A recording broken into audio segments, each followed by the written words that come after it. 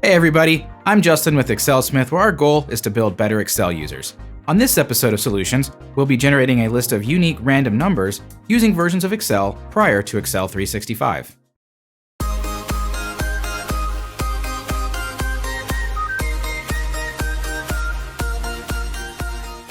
There are times when we need to create random numbers to use with our data. For example, randomizing a list of participants. This video contains two ways to create a list of unique random numbers. For each version, we will create a simple static solution as well as a flexible dynamic one. For the solutions, we will use these formulas. Links to the Microsoft support pages for these formulas are in the description below. One callout: the solutions in this video were designed for versions of Excel prior to Excel 365. The solutions will work in Excel 365, however, Excel 365 contains new functions that allow for a simpler solution. With that, let's get started. Our example contains a list of names that need to be assigned a random number. The simplest solution involves using two formulas, rand and rank, in their own columns. The rand function takes no parameters and simply returns a number greater than or equal to 0 and less than 1. The first step to creating our random numbers is to copy the rand function down to cover all 5 rows of data. To assign a random number between 1 and 5, the number of names in our list, we will use the rank function. The first parameter of rank is the value we want to have ranked. In the first row of our data, that is the value in cell A2. The next parameter is the range of cells we want to rank our value against. In this example, that's cells A2 through A6. Because we will be copying this formula down to cover each of our names, we need to lock the cells in this range by pressing F4 on a PC or Command T on a Mac. The last parameter of rank is how we want our data ordered, from smallest to largest or from largest to smallest. In our example, we want the data to be ranked from smallest to largest, so we will enter 1 for ascending. As we drag down the formula in column B, you might have noticed the values in column A updated. This happens because rand generates a new random number every time the worksheet is recalculated. This means that our ranking will also be modified every time the worksheet recalculates.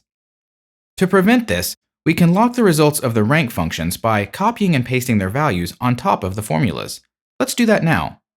After selecting the values in column B, press Ctrl-C on a PC or Command-C on a Mac to copy the values. Next, we need to paste the values in the same spot by selecting Paste Values from the Paste dropdown. This replaces the rank functions with the values they generated. Since the rank functions have been converted to their values, we no longer need the rand functions, which means we can delete column A. Alternatively, you could perform the same copy and paste value steps on the rand functions in column A. Doing this would convert the rand functions to their values. As a result, the rank functions will no longer update when the worksheet is recalculated because they are now performing the comparisons against static data. This function works great for one-off needs. However, if our dataset grows, we can't simply drag down the formula. We could modify the equation to account for the additional data, but depending on our needs, this might not be practical. We can modify our equation to replace the static range with a dynamically generated one using two index formulas. To learn more about generating a custom array using two index formulas, click the YouTube card or the link in the description. We set the first parameter of the first index to column A and the second parameter to 2. Since our entire dataset will be within a single column, we don't need the third parameter. The second index formula also takes column A for the first parameter. For the second parameter, we will use a COUNTA function to determine the last row of data by counting the number of rows with values. This only works if there are no empty cells in the range and the values begin on the first row of the worksheet. The result of these two index functions is a dynamic array that covers all of our rand functions in column A. As we drag the equation down, the values update to include all of the corresponding rows in column A. As with the previous example, this solution will always update whenever the worksheet recalculates, as the rand values will change. We can use the same copy and paste values solution to lock in our rankings. The first two examples require two columns, one to hold the rand values and a second to rank them. Depending on your requirements, you may need a solution that fits in a single column. This solution is a little more complex, so take that into consideration when determining your needs.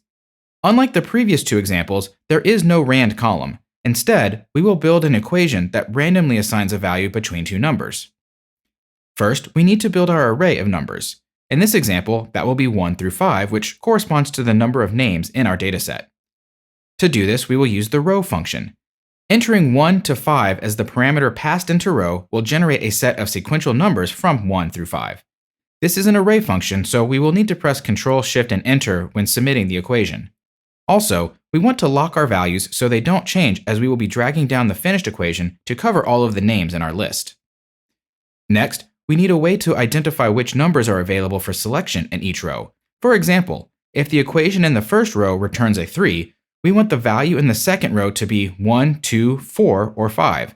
3 should not be an available option, as it has already been used. To do this, we begin by building an expanding COUNTIF function. The first parameter of COUNTIF, the range, will be set to a locked A1 through an unlocked A1. This will result in a COUNTIF function whose range will expand as we drag down the formula. It will always be the range A1 through the row preceding the equation.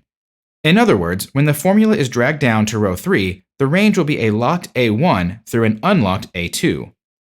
The second parameter of COUNTIF is the value we want counted. Typically, we would enter a single value. However, you can enter an array for this parameter, which will result in COUNTIF looking for each of the values in the array within the range.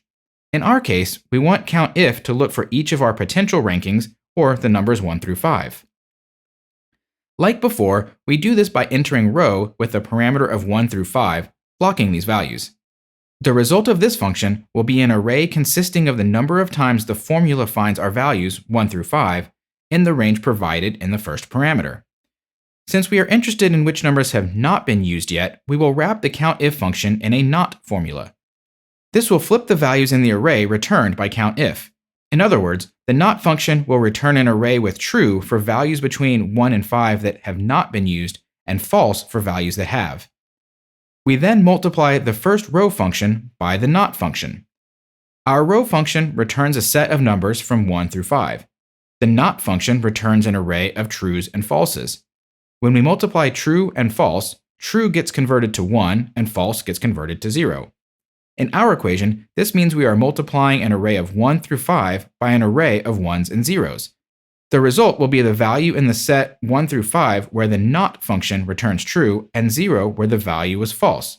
As a reminder, false means the number has already been used. The result is an array of available options along with zeros, which we do not want our equation to return, as that is not in our desired range of 1 through 5. To solve for this, we will use the large function. Large takes two parameters. The first parameter is an array of numbers. This will be set to the array created by multiplying row and NOT.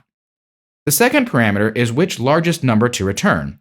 For example, a value of 1 would return the largest, a value of 2 the second largest, and so on. What we want is a way to randomly pick which nth largest value to return from our set of available values. This can be accomplished by using the ranBetween function. The first parameter of ranBetween is the lower bound of available choices. For our example, this will be fixed to 1. The second parameter is the upper bound. ranBetween will then return a random value between these two bounds. Our lowest bound 1 is static. However, the upper bound needs to change as we use more numbers from our set of 1 through 5. What we need is an upper bound set to the number of possible values left. In other words, if we are on the third row of our data, and the first two rows contain the numbers 2 and 5, we would have 3 potential values remaining, 1, 3, and 4. This means that for this row, we want the available upper bound to be equal to 3, or the number of possible values remaining. This means ranBetween will return a value between 1 and 3. To set the upper bound, we will take 6, which is the number of possible choices plus 1, and subtract the preceding row. In other words, in our first row of data, row 2, this value would equal 5, 6 minus the result of row 1, or 1. When we drag the formula down to row 3, the result would be 4, 6 less the value of row 2.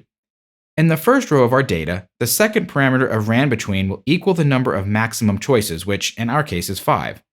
This value will always equal 1 on the last row of our data. If ranBetween returns 1, the result of the overall equation will be the largest remaining option, as the large function would have an array of numbers as the first parameter and a value of 1 as the second parameter. In the previous example, where the array contained the values 1, 3, and 4, that would be 4, as 4 is the largest value. If rand between returned 2, the equation would return 3, the second largest value.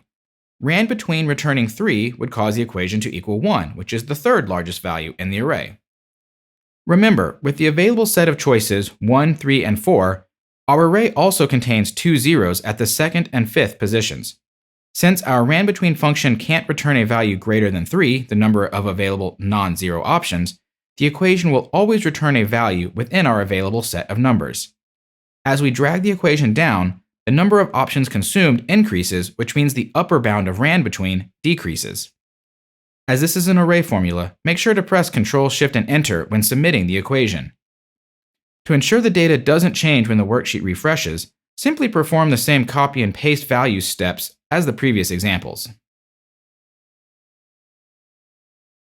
Like the first solution, this solution works great if the rows are static. However, it breaks if we add more rows without updating the equation. If we wanted to update this formula to accommodate a larger range, we would update the second parameter of each row formula to equal the maximum number of values needed. Additionally, we would need to set the beginning of the second parameter of rand between to be 1 greater than the number of options needed. If you need a more flexible solution that doesn't require manually updating the parameters, it's possible to modify this formula so that it can flex with the number of rows. Instead of generating a random number between a predefined set like 1 through 5, the more flexible solution will generate a random number between 1 and the number of rows in the dataset. Like our second solution, modifying this equation relies on incorporating a custom array built with 2 index formulas. If we leave the updated row formulas as is, we will get a set of numbers between 2 and 16, which are the rows of our data. However, this is not exactly what we want. What we want is a number between 1 and 15, which is the number of potential options. The header row should not be counted in our available options. To accomplish this, we simply subtract 1 from our row formula. This will subtract 1 from each value in the array created by row, which will result in a range from 1 through 15. We need to make the same update to the row formula inside the COUNTIF function. The last modification we need to make is in the rand between function. Instead of a hard-coded value of 6, we need to introduce a way for this value to equal 1 more than the number of available options. In our example, we need this value to equal 16. To accomplish this, we can simply use the COUNTA function covering the entire column of available options, column C. By using COUNTA, we will get the number of available options plus the header row, or 15 rows of data plus 1 header row, which equals 16. To submit this equation, we simply press Ctrl, Shift, and Enter. We now have an equation that will generate a random number between 1 and the number of rows in our dataset. Remember to copy and paste values once finished to prevent your randomly generated list from updating whenever the worksheet is refreshed. We have created 4 different solutions to generate a list of unique random numbers. Which one to choose depends on your needs. If you need a solution for a one-off request, option 1 or 3 would be sufficient. If you need something more flexible, then use either the second or fourth option. If you use option 2, 3, or 4, remember, submit your equation by pressing Ctrl, Shift, and Enter, as these are array formulas. For all of the solutions, make sure to copy and paste values once the random numbers are created to prevent your results from updating each time the worksheet recalculates. If you found this video helpful, please like, subscribe, and tell your friends. Also, leave a comment below if you have an example where you've needed a list of unique random numbers. Thanks for watching!